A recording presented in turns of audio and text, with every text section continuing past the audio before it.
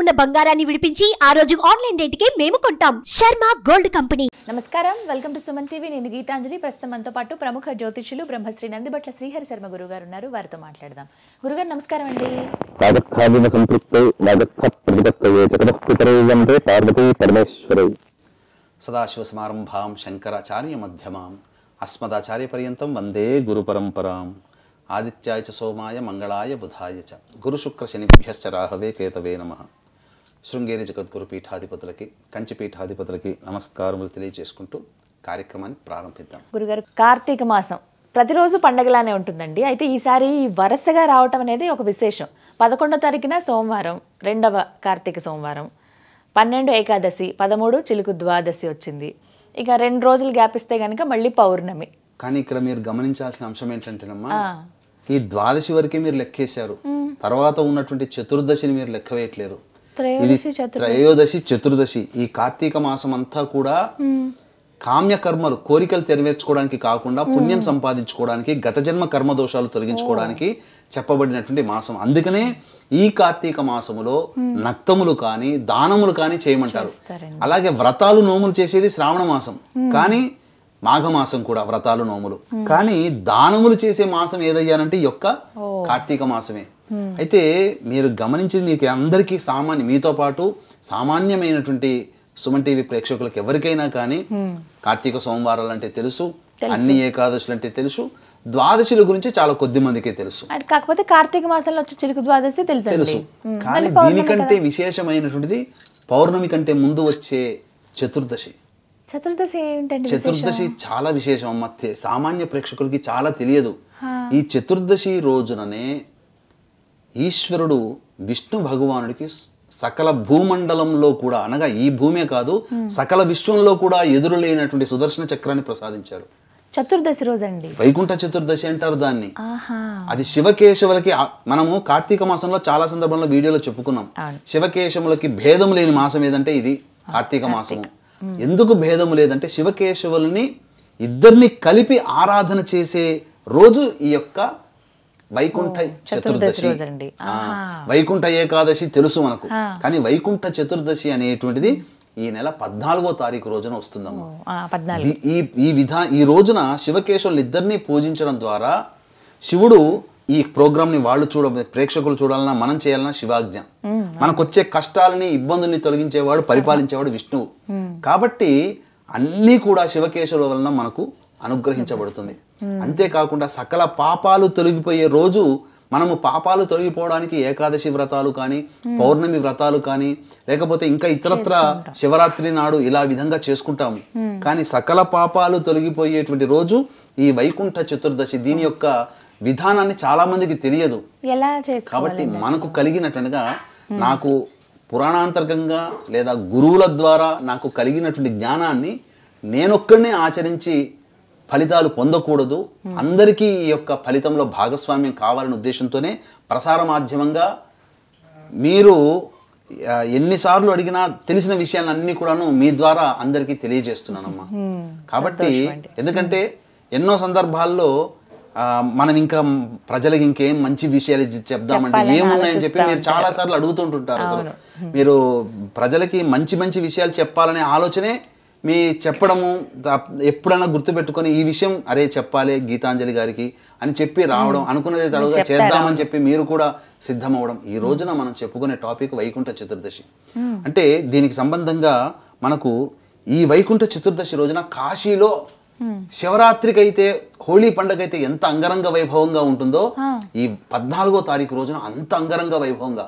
అసలు కార్తీక మాసంలో కాశీలో ఎక్కువగా పూజలు చేయరు, మన వాళ్లే వెళతారు, ఎక్కువగా కాశీ క్షేత్రంలో పూజాభిషేకాలు చేస్తారు. కానీ నార్త్ వాళ్ళు శ్రావణ మాసంలో ఈశ్వరుని ఆరాధిస్తారు. కానీ ఈ కార్తీక మాసంలో ఈ వైకుంఠ చతుర్దశి నవంబర్ 14వ తారీఖు రోజున వచ్చింది. కాశీలో చాలా గొప్పగా చేస్తారు, అసలు నియమనిష్టలతో చేస్తారు. అంటే మనకేంటనంటే దీనికి ఒక గాథ కూడా ఉందమ్మా. పూర్వము ఈ ఉత్థాన ఏకాదశి అంటే విష్ణు భగవానుడు మేల్కొంటాడు. మేల్కొని వెళ్ళి బ్రహ్మ మహేశ్వరులతో సహితముగా ఈ ద్వాదశి తిథి రోజున తులసి వనానికి వెళతాడు కదా. ఈ తర్వాత త్రయోదశి అయిపోతుంది, చతుర్దశి. ఒకానొక ఈ కార్తీక మాసంలో వచ్చినటువంటి పౌర్ణమి ముందు రోజు అయినటువంటి ఈ చతుర్దశి రోజున ఒకానొక చతుర్దశి రోజున విష్ణు భగవానుడు శివానుగ్రహం కోసం కాశీలోని మణికర్ణికా ఘాటుకు వస్తాడు. కాశీలోని మణికర్ణికా ఘాటుకు వచ్చి శివుడికి సహస్ర కమలములతో అనగా తామర పుష్పాలతో 1000 తామర పుష్పాలతో అక్కడ మణికర్ణికా ఘాట్లో వేయించేసి ఉన్నటువంటి మణికర్ణికేశ్వరుడికి అర్చన అభిషేకం చేద్దామని తలంచుతాడు. 1000 కమలాలు తెచ్చుకుంటాడు. తెచ్చుకున్న తర్వాత అందులో ఆ ఈశ్వరుడు విష్ణువు యొక్క భక్తిని పరీక్షింపదలిచి ఒక తామర పుష్పాన్ని మాయం చేస్తాడు.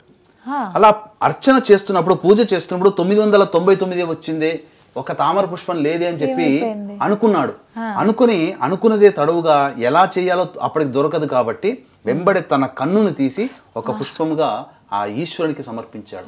అంతటా ఈశ్వరుడు భక్తి ప్రపత్తికి, ఆ విష్ణు భక్తి ప్రపత్తికి మెచ్చి అసలు ఆగలేక ప్రత్యక్షమై నీ అనన్యమైనటువంటి నాతో సమానుడు అయినప్పటికీ కూడా నన్ను అర్చించాలనేటువంటి ఒక ఆరాధనా తత్వముతో నీ యొక్క చక్షువుని అనగా కంటిని, ఒక కన్నుని నాకు సమర్పించావు.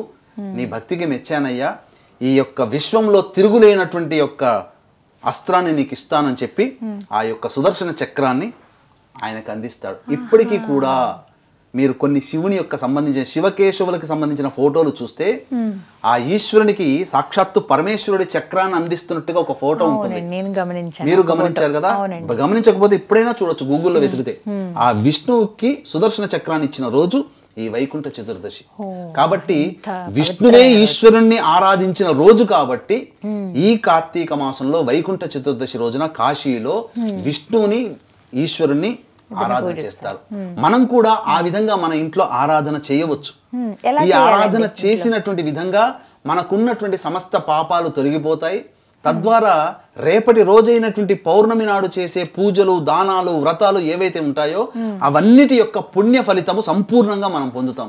అందుకనే వీక్షించేటువంటి సుమన్ టీవీ ప్రేక్షకులు కార్తీక పౌర్ణమి రోజుననే మాత్రమే దీన్ని దృష్టిలో పెట్టుకొని కార్తీక పౌర్ణమి నాడు ఆచరించే విధానం కంటే కార్తీక పౌర్ణమి కంటే ముందు వచ్చేటువంటి చతుర్దశి, వైకుంఠ చతుర్దశి రోజున చెప్పినటువంటి విధి విధానాలు ఆచరించి శివకేశవుల యొక్క అనుగ్రహాన్ని పొంది సర్వ పాప గత జన్మ కర్మదోషాలు తొలగిపోయి పవిత్రమైనటువంటి దేహముతో, పవిత్రమైనటువంటి మనసుతో తెల్లవారి పౌర్ణమి, కార్తీక పౌర్ణమి రోజున చేసేటువంటి ఫలితాలు సంపూర్ణంగా ఆ మానవుడు అనుభవిస్తాడని చెప్పి మనకు శివపురాణంలో చెప్పబడింది.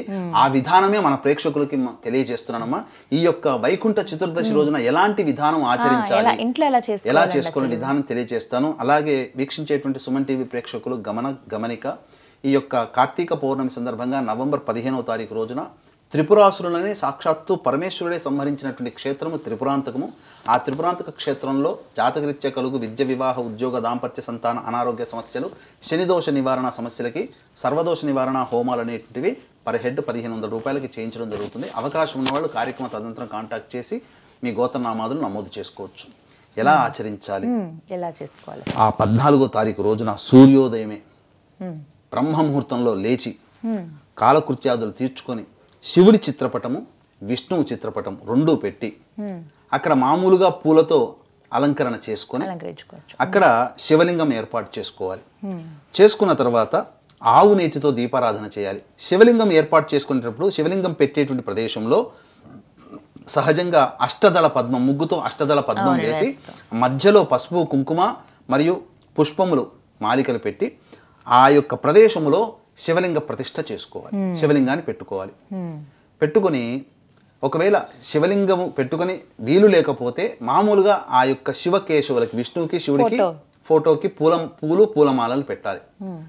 మొదటగా శివలింగం పెట్టుకునేటట్టయితే శివాభిషేకము, శివాయ నమః అనుకుంటూ శివాభిషేకం చేయాలి. చేసిన తర్వాత అప్పుడు ఆ స్వామికి అర్చన చేయాలి. బిల్వాష్టోత్తరం కానీ ఏదైనా అర్చన చేయాలి. దాంతో శివారాధన కంప్లీట్ అయిపోతుంది. ఇక వెంబడే మనం ముందుగా తయారు చేసి పెట్టుకోవాలి ఒక తులసి మాల, ఒక బిల్వ పత్రాల మాల పెట్టుకొని తులసి మాలని శివుడి చిత్రపటం ముందర పెట్టాలి. బిల్వ పత్రమాలని విష్ణువు చిత్రపటం ముందర పెట్టుకోవాలి. పెట్టుకొని అప్పుడు గణపతి యొక్క ముందుగా ఈ అభిషేకం చేయడానికంటే ముందే గణపతిని ధ్యానం చేసుకొని ఈ శివకేశవులని ఇద్దరిని కూడా అర్చిస్తున్నాను, అర్చించినటువంటి పుణ్య ఫలితం నాకు కలగచేయి, గత జన్మ కర్మదోషాలు తొలగింప చేయడానికి నన్ను అర్హుణ్ణి చెయ్యి వినాయక అని చెప్పి నమస్కారం చేసుకొని గణపతి యొక్క అనుగ్రహం తీసుకొని శివాభిషేకం చేయాలి. అప్పుడు తులసి దళం శివుని యొక్క చిత్రపటం దగ్గర తులసిమాల, బిల్వ పత్రాల మాల విష్ణువు చిత్రపటం దగ్గర, చిత్రపటానికి వేయకూడదు, పటం దగ్గర పెట్టాలి. పెట్టిన తర్వాత శివ సహస్రనామము, విష్ణు సహస్రనామము పారాయణం చేయాలి.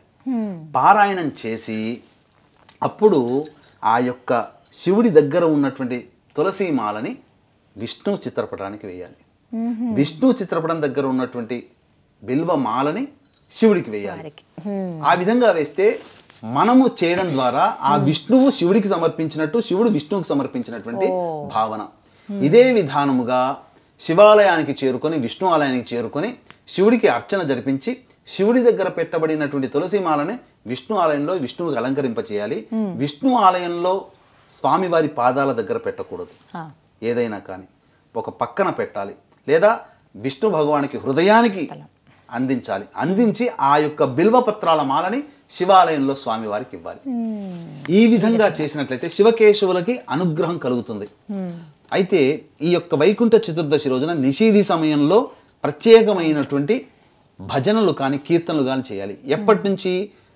11 గంటల రాత్రి 11:42 నుంచి 12:30 గంట మధ్యకాలంలో శివుణ్ణి విష్ణువుని కీర్తిస్తూ భజనలు చేసుకోవడం, శివనామస్మరణం విష్ణునామస్మరణం అయినా చేసుకుంటూ ఉండి ఆ విధంగా ఉండి నిద్రకు ఉపక్రమించి తెల్లవారి మళ్ళీ బ్రహ్మముహూర్తన మేల్కొని ఆ యొక్క కార్తీక పౌర్ణమి సందర్భంగా దీపారాధన, అలాగే సాలగ్రామ దానం, అలాగే అమలక దానము, వస్త్రదానము, ఇవన్నీ కూడా దానాది కార్యక్రమాలు కార్తీక పౌర్ణమి సందర్భంగా చేసుకోవచ్చు.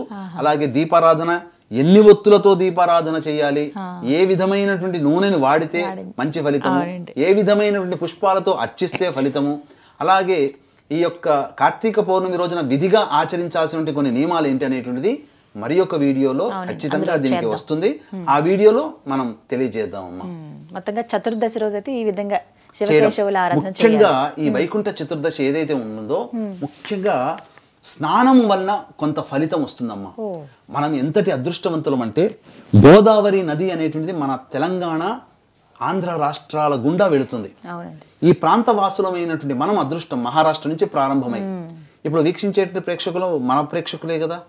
కాబట్టి పూర్వము ధనేశుడు అనేటువంటి యొక్క బ్రాహ్మణుడు సకలమైనటువంటి దుర్గుణాలతో ఉండి అనేక రకాలుగా పాపకర్మలు చేస్తూ ఉన్నాడు. అతని పాపకర్మలకు అంతంటూ లేదు. అయితే ఒకనాడు తను దేశాటన కోసం వెళుతుండగా నదీ తీరం మంది చాలామంది బ్రాహ్మణులు కోలాహలంగా అసలు దైవనామస్మరణ చేసుకుంటూ అక్కడంతా ఉన్నారు. వాళ్ళతో వెళ్ళి పిచ్చాపాటిగా మాట్లాడుకుంటూ సాధారణంగా వాళ్ళతో పాటు వాళ్ళు చేసే పనులు మనం కూడా ఏం చేద్దాంలే అని చెప్పి చేసుకుంటున్నాడు. వాళ్ళందరూ స్నానం ఆచరిస్తుంటే ఆయన కూడా స్నానం ఆచరించాడు. వాళ్ళందరూ విష్ణునామస్మరణ శివనామస్మరణ చేస్తుంటే వాళ్ళతో పాటు కూడా నోటి పలికాడు ఏదో సందర్భంగా. ఎందుకనంటే ఇదంతా అతను ఎందుకు చేశాడంటే అతను ఒక దొంగతనం చేసుకుంటూ వచ్చాడు. ఆ దొంగతనం చేస్తున్నటువంటి సందర్భంలో చూసినటువంటి వాళ్ళు అతన్ని వెంబడిస్తూ ఉంటే అతని వాళ్ళ నుంచి తప్పించుకోవడం కోసం ఈ నదీ తీరం గుండా అక్కడంతా గ్రూప్ గా ఉన్నారు.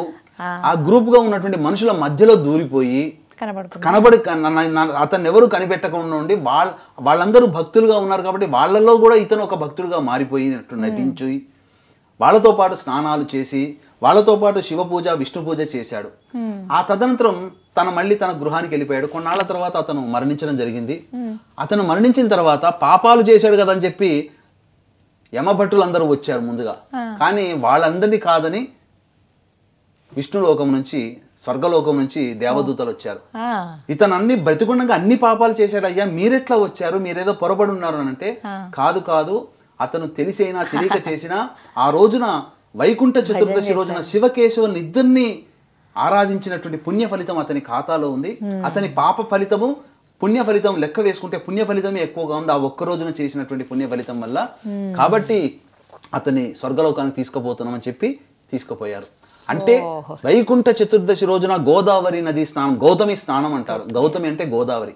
కాబట్టి వీక్షించేటువంటి ప్రేక్షకులు గోదావరి నది ప్రాంత వాసములకి దగ్గరగా ఉంటే 14వ తారీఖు రోజున వైకుంఠ చతుర్దశి అయింది.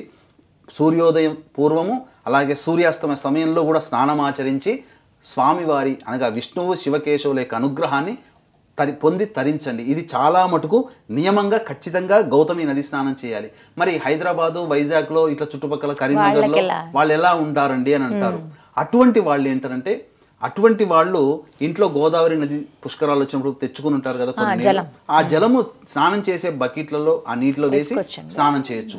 పోనీ ఆ నీళ్లు కూడా లేవండి, వాళ్ళు ఏమిటంటే అప్పుడు మనకు ఒక శ్లోకం ఉంది, గంగే చ యమునే కృష్ణ గోదావరి సరస్వతి నర్మదే సింధు కావేరి జలేస్మిన్ సన్నిధిం కురు కావేరీ తుంగ భద్రా చ కృష్ణవేణీ చ గౌతమి భాగీరథీ చ విఖ్యాతాః పంచగంగా ప్రకీర్తితాః.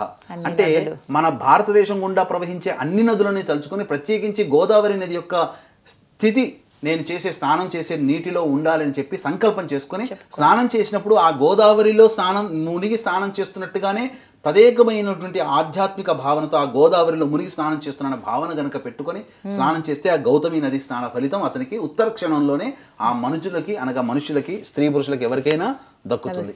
ఆ విధంగా స్నానం ఆచరించండి. వైకుంఠ చతుర్దశి రోజున శివకేశవులకి చెప్పిన విధంగా అర్చన, స్నానము ముఖ్యంగా గౌతమి నది స్నానము చాలా ప్రత్యేకంగా చెప్పబడి ఉంది.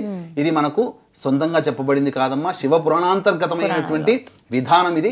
కాశీలో చాలా కోలాహలంగా ఈ రోజున శివకేశవుల్ని అర్చిస్తారని చెప్పడంలో సందేహమే లేదు.